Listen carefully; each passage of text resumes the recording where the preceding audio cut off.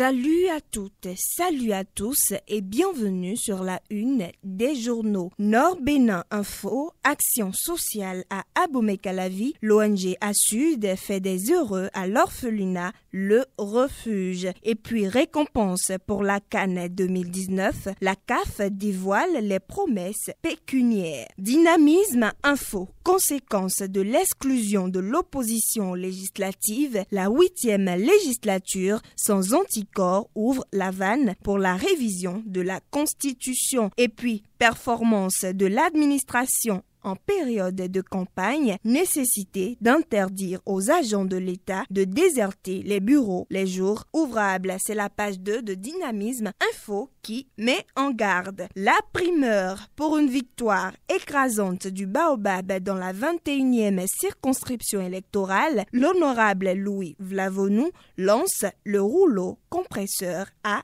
Ifoni. Un autre titre pour le même journal, campagne électorale dans la 9e circonscription électorale, Christelle Segbeya Hundonubo convainc les élus locaux de Dassa. La nation fait place et met à sa une crise au sein de la communauté musulmane. Le président Talon dégèle la situation. Aussi, campagne électorale, les réseaux sociaux en ébullition. C'est La Nation qui nous renseigne à sa page 7. Le Béninois libéré succède au quotidien La Nation et met à sa une propos très peu diplomatiques du ministre candidat Saka Lafia, la rupture au garage pour réparation. Également, écho de la campagne électorale dans la 10e circonscription électorale, Glazoué dit oui à l'Union progressiste et à l'honorable Agua. À lire en pied de page du même quotidien après le feu vert des populations de la 24e circonscription électorale le vendredi dernier, Khéroum et les siens droit vers l'Assemblée. Soleil levant, retour de la paix au sein de la communauté musulmane, secouée depuis peu, Talon sapeurs-pompiers désamorce une grave crise chez les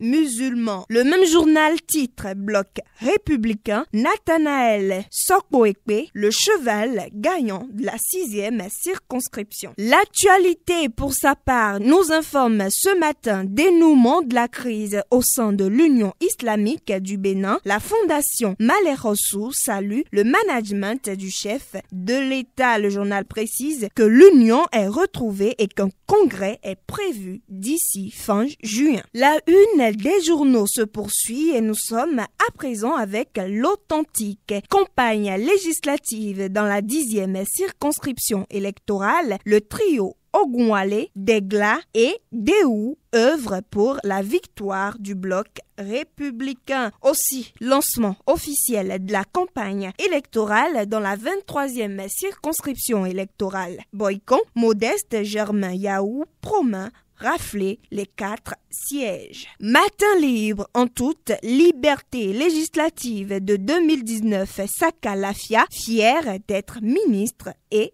candidat. Le journal titre aussi 5e enquête démographique et de santé, 391 décès maternels pour 100 000 naissances. Le nouvel observateur fait place crise au Bénin. Les évêques mettent les politiciens face à leurs responsabilités et exhortent le peuple à la paix. C'est la page 3 du quotidien Le Nouvel Observateur qui nous renseigne. Et à lire en pied de page du journal Crise préélectorale, l'appel du président Thomas Boniaï au peuple béninois. L'Afrique en marche met à sa manchette en campagne électorale, Saka Lafia dit être prêt à brûler des Béninois. C'est l'Afrique en marche qui le dit ce matin à sa page 5.